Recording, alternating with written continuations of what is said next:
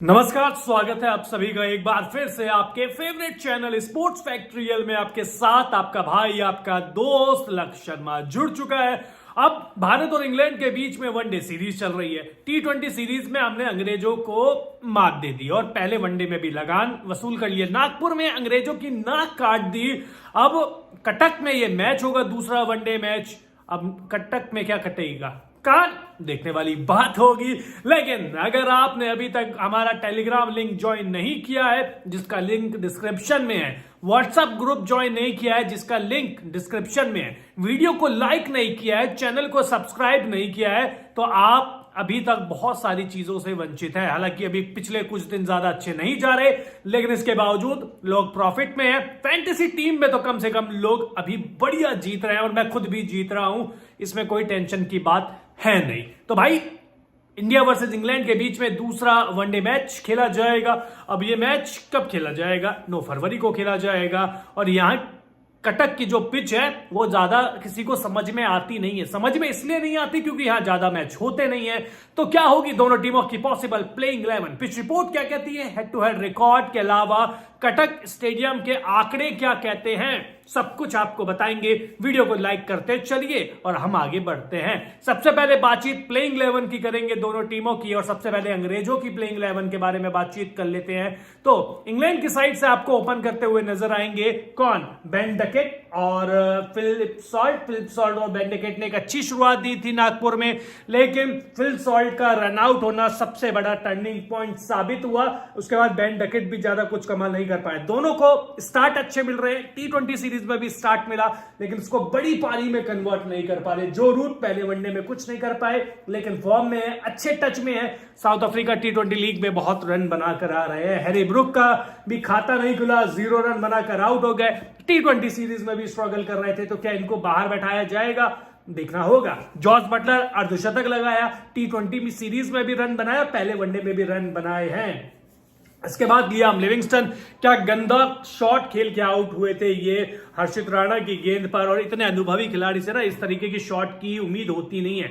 Jacob Bethell ने भी एक उपयोगी पारी खेली और इनके अर्धशतक की बदौलत इंग्लैंड एक सम्मानजनक स्कोर तक पहुंच पाया। बाद में फिर एक विकेट भी लिया है। ब्रेंडन केस कुछ कमांड नहीं कर पाए। जोफ्रा आर्चर ने अच्छी गेंदबाजी करी, परेशान किया बल्लेबाजों को स्टार्ट के ओवर में। हालांकि बाद में शुभमन गिल या श्रेयस अय्यर हो, दोनों ने इन्होंने इनकी पिटाई बहुत करी। आदिल रशीद अच्छी गेंदबाजी करी, लेकिन बोर्ड यानी कि स्कोर बोर्ड पे रन कम थे। और इसके बाद साकिब महमूद, जो कि शुरुआती ओवर में तो इफेक्टिव साबित होते हैं, लेकिन जब गेंद पुरानी होती है तो इनकी इफेक्टिवनेस गायब हो जाती है। तो इंग्लैंड की टीम अब मजबूत है या कमजोर, ये आप बताइए, क्योंकि जिस तरीके से ये खेल रहे हैं भैया, सारे मैच इंडिया ऑल तरफा जीत रहा है। एक मैच जो T20 सीरीज में ये हारे थे, वो भी इंडिया अपनी गलती से हारी थी। अब इंडिया की प्लेइंग 11 क्या होगी? इंडिया में सुपरस्टार, या ये कहे कि वनडे के डॉन ब्रैडमैन की वापसी होने जा रही है। तो इंडिया की साइड से आपको ओपन करते हुए नजर आएंगे रोहित शर्मा और शुभमन गिल। विराट कोहली नंबर 3 पे आपको दिख रहे हैं, इसलिए यशस्वी जायसवाल बाहर चले जाएंगे और शुभमन गिल और रोहित शर्मा अपने दोबारा स्थान पे पहुंच जाएंगे। विराट कोहली नंबर 3, पहले वनडे में अर्धशतक लगाने वाले श्रेयस अय्यर नंबर 4 पर। और अगर ये पहले वनडे में नहीं चलते तो हो सकता है कि आपको दूसरे वनडे में विराट कोहली आते और ये बाहर जाते। केएल राहुल ने अच्छी परफॉर्मेंस दिखाई, अच्छे टच में दिखे, कीपिंग भी बहुत शानदार करी इन्होंने।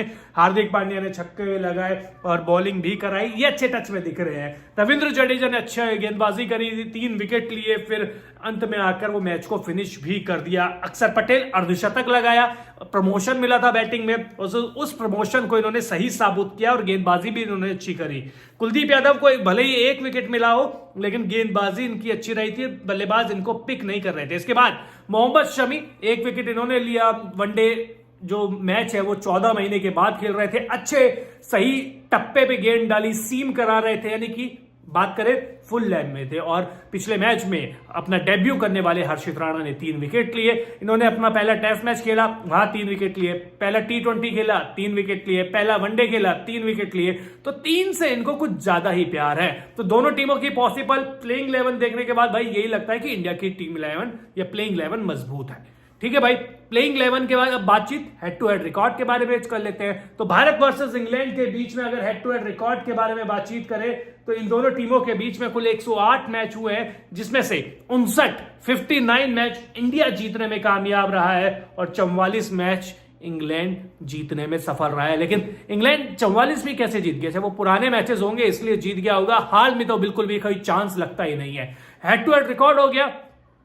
अब पिच रिपोर्ट के बारे में बातचीत कर ले। जैसा कि आपको बताया था कि कटक में मैच हो रहा है, कटक में ज्यादा मैचेस होते नहीं है, तो इसलिए पिच रिपोर्ट यहां की बड़ी गंभीरता के साथ सुनना, वीडियो को लाइक करना। तो चलिए, भारत वर्सेस इंग्लैंड के बीच दूसरा वनडे मैच कटक में खेला जाएगा। यहां के पिच बल्लेबाजी के लिए अच्छी है। शुरुआत के 10 से 12 ओवर में तेज गेंदबाजों को यहां पर मदद मिलती है। हाई स्कोरिंग मैच होने की उम्मीद है अगर इंडिया पहले बैटिंग करता है तो। इंग्लैंड तो भैया ऐसा खटिया खेल रहा है, चेस करने वाली टीम को यहां पर फायदा रहता है।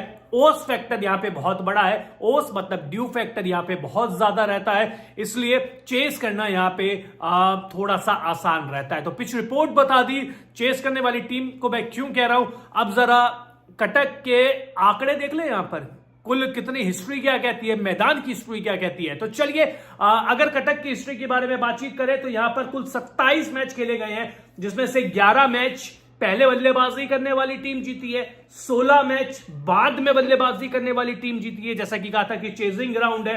Average first inning score 229 run, average second inning score 211 run है। हाईएस्ट स्कोर चेज यहां पे 381 रन भी चेज हुए हैं दोस्तों, और 189 ये स्कोर डिफेंड भी हुआ है। तो ये आंकड़े चिल्ला चिल्ला के कहते हैं भैया कि जहां पर 381 रन अगर चेज हो रहे हैं तो वहां की पिच कितनी अच्छी है ये बताने की जरूरत नहीं है। लेकिन दिक्कत क्या है? दिक्कत यह है कि इंग्लैंड इतना गंदा क्रिकेट खेल रहा है। मुझे लग रहा है कि इंग्लैंड की टीम T20 में आती है तो 300 रन बनाने आती है, वनडे में 500 रन बनाने आ रही है। भैया आप पहले पिच को तो देख लो। आपको आते के साथ धाए शॉट खेलने, सब खराब शॉट खेल रहे हैं। मैक्सिमम बल्लेबाज बहुत अच्छी गेंदें नहीं पड़ रही है, एक दो जो पड़ती है ठीक है, वो सब सारी टीमों के साथ होता है। लेकिन इंग्लैंड के जो बल्लेबाज हैं वो खराब शॉट खेल रहे हैं, उनको कुछ अता पता ही नहीं है। दिक्कत ये वाली बात है, क्योंकि इंग्लैंड की टीम इतनी बुरी भी नहीं है, आपको भी पता है और हमें भी पता है। अब टीम चाहिए, बढ़िया सी फैंटेसी टीम चाहिए, लेकिन दोबारा से भाइयों ये फैंटेसी टीम केवल अच्छी टीम है। फाइनल टीम मैं आपको दूंगा कहां पर? टेलीग्राम पर और व्हाट्सएप ग्रुप पर। अगर डिस्क्रिप्शन में लिंक है, ज्वाइन नहीं किया है तो अभी फिर से कह रहा हूं कि ज्वाइन कर लीजिए। तो इंडिया वर्सेस इंग्लैंड के बीच में अगर ड्रीम 11 के बारे में बातचीत करें या ड्रीम 11 की टीम के बारे में बातचीत करें तो विकेट कीपर में मैंने फिल सॉल्ट, केएल राहुल और जॉस बटलर को लिया है। केएल राहुल को इसलिए लिया है क्योंकि जैसा कि आपको बताया था कि शुरुआत के 12-13 ओवर गेंदबाजों को मदद मिलती है, तो हो सकता है कि इनकी बल्लेबाजी थोड़ी जल्दी आ जाए। और जो रूट को बल्लेबाजों में श्रेयस अय्यर को भी ले लिया और विराट कोहली को भी ले लिया, यानी कि रोहित शर्मा इस टीम में नहीं है। ऑलराउंडर में रविंद्र जडेजा है, हार्दिक पांड्या है और जैकब बैथेल को मैंने अपनी टीम में शामिल किया है। बॉलर्स की बात करें तो साकिब महमूद जो गेंद को स्विंग कराते हैं और बहुत अच्छी स्विंग कराते हैं। साथ में मोहम्मद शमी है जो विकेट टेकर है, अगर अपनी लय में रहे तो सबसे ज्यादा विकेट ये ले लेते हैं। भारत के क्रिकेट इतिहास में सबसे ज्यादा 5 विकेट लेने का कारनामा किसी ने किया है तो वो मोहम्मद शमी ने किया है। 5 बार एक इनिंग में 5 विकेट लिए। अब इस टीम का कप्तान कौन होगा? कप्तान मैं हार्दिक पांड्या को बना रहा हूं। और वाइस कैप्टन के बारे में बातचीत करें तो वाइस कैप्टन में जो रूट को बना रहा हूं। जो रूट का बल्ला भले ही पहले वनडे मैच में नहीं चला हो, लेकिन इस मैच में इनका बल्ला चल भी सकता है और ये टीम इंडिया के ऊपर हल्ला कर सकते हैं। और हार्दिक पांड्या गेंद और बल्ले दोनों से आपको पॉइंट देंगे ही देंगे। मैच की प्रेडिक्शन भाई टेलीग्राम पे दूंगा। टीम इंडिया का पलड़ा भारी है, चेजिंग टीम का पलड़ा भारी है, ये बताने में कोई दिक्कत नहीं है क्योंकि ये यहां की हिस्ट्री कहती है। तो वीडियो को लाइक करते चलिए, चैनल को सब्सक्राइब करते चलिए, अपने भाई को यू सपोर्ट करते चलिए। बहुत बहुत शुक्रिया।